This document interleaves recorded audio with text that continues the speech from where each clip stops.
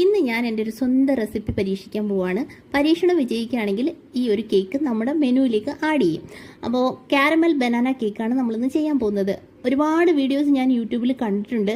അപ്പോൾ ഞാൻ വിചാരിച്ചു അതൊക്കെ പോട്ടെ, നമുക്ക് സ്വന്തമായിട്ടൊരു സംഭവം ഉണ്ടാക്കിയെടുക്കാം, സ്വന്തമായിട്ടൊരു റെസിപ്പി ഉണ്ടാക്കി അത് ചെയ്യാം എന്നാണ് ഞാൻ തീരുമാനിച്ചത്. അങ്ങനെയാണ് ഞാൻ ഈ സംഭവത്തിലേക്ക് എത്തിയത്.